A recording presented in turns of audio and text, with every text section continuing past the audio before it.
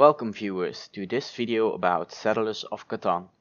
In this video I'll be talking about the board game The Settlers of Catan. The players at this table are experienced settlers and together we have played this game a number of times. As you can see in the background, the board game is bigger than just the base game. Additional to the base game, we also include the expansion packs called Seafarers, City and Knights and Traders and Barbarians. We'll be playing this game with 5 and 6 players expansion. Should you want to play this game with fewer players, then you can decrease the board size. As we played this game more often, we started changing some rules for a number of reasons. We'll add a link in the description to these new rules. During this video we will go over them and see how they play out during the game. So why did we change the rules exactly? First, the standard rules do not guarantee a fair game process. Second, even with the expansion packs, some rules are unfair and there's barely any room for strategic gameplay. Third, we aim to balance the stronger and weaker expansion packs so they have an equal effect on the game. And lastly, and this is also some advice for those who only play the base game, you can easily come close to winning without building a single street like so. Start by putting your settlements near grain, ore and wool and focus on upgrading these settlements to cities. This already gives you 4 victory points. Second, focus on purchasing development cards in order to acquire the largest knight army, giving you another 2 victory points. And not to mention playing your luck with getting the nicer development cards to build 2 streets, acquire a monopoly or resources of your choosing.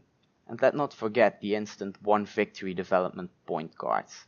With a bit of luck you will have 7 victory points without building a single street. Normally the expansions allow for a higher number of victory points to win the game, but for the sake of keeping this video timely, we decided to stick to 10 victory points.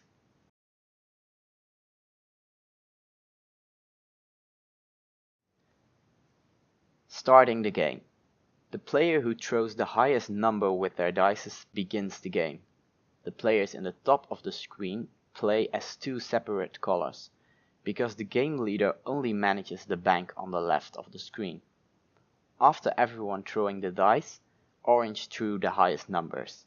So we will play in the order of player 1 orange, player 2 green, player 3 brown, player 4 red, player 5 white, and player 6 will play in the color blue. Our first new rule applies to the way we place our settlements. First, players 1, 2 and 3 place their city in increasing order. Then player 4, 5 and 6 place their settlements in increasing order. Now we go counterclockwise, meaning that players 6, 5 and 4 place their city in decreasing order, followed by players 3, 2 and 1 to place their settlements. This allows player 1 who threw the highest number to pick the best spot. As the expansions include commodities such as coin, paper and cloth on top of the common resources, we recommend to surround your city with mountains or ore, fields, wooden sheep and forest wood tiles. So let's pause the video to review the positions at which some players placed their settlements and cities. City 2 has an ideal position surrounded by ore, wool and wood, which will be acquired when throwing 5, 6 or 10 with the dice. Settlement 5 was placed on the island in the top of the board, surrounded by the river, ore and fish. In the counterclockwise placement turn of the player white, there is a perfect spot available for a city, on a tile with ore, wool and wood, giving also coin, paper and cloth. The sequence of a player's turn. Let's take a look at how to process a player's turn. The thrown dice gave barbarian ship and the total 6. As you can see in the flowchart, we always process the event dice first. 6 is one of the most frequently thrown numbers. Resources are acknowledged from left to right. 2 grain for blue, 1 ore for blue, 2 wool and a cloth for green, and 2 wool and a piece of paper for orange. As it is Green's turn, he pays a piece of cloth for his first yellow progress token. Additionally, he places a green knight who is not yet activated. The green player was caught cheating as he tried to place a knight with 2 fighting points, the bastard. Another player points it out and the correct knight is placed on the field.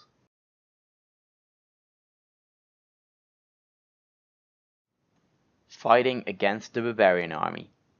The event dice shows the barbarian ship with number 7. As you can see in the flowchart, we first process the event dice. We count 7 cities while the knight force of Catan is only 6. This is because of not all the knights are equipped with their helmet and so have the active fighting status. In this case, the players of Catan loses the battle against the barbarian army. The player who contributed the least to the battle has to downgrade one of their cities to a settlement. In this case, it's player Brown. This player can choose which city he wants to downgrade to a settlement.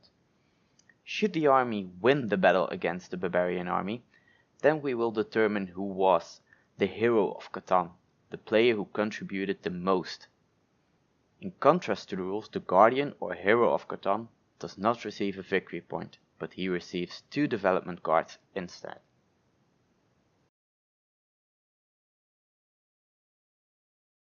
In this video we play until 10 victory points, making the special cards for longest trading route, largest army and harbor master very valuable as they all count for 2 victory points.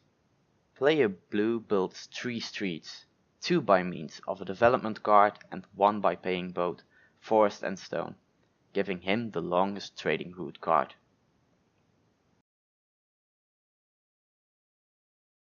It's player White's turn, who's bothered by the robber and though decides to reposition it. In contrast to the default rules from City and Knights, we allow the player to move the robber to the desert.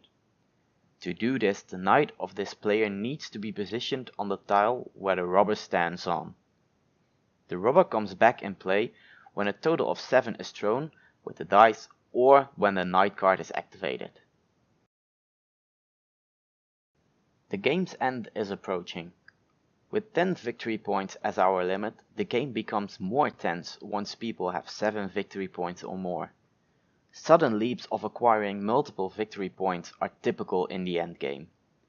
Currently it's player Blue's turn, who is holding 2 cities, 1 settlement and the largest trading route, summing up to 7 victory points.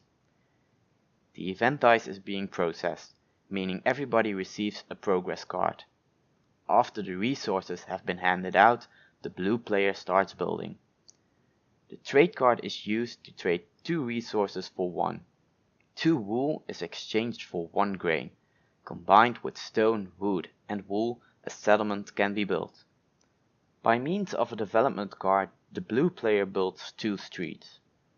Then the blue player chooses to trade 4 fish for a resource of his choice, which is grain. Now the blue player builds his second settlement. After turning his final development card, the blue player reveals that he can claim 1 victory point immediately, achieving 10 victory points and instantly winning the game. We hope you have enjoyed this Settlers of Catan video. As a group of friends we just love to play board games and Catan is one of our favorites. We aim to combine and balance as many expansions as possible. Check out our homemade rules in the description and see if you want to adopt them. Hope to see you back in our next board game video.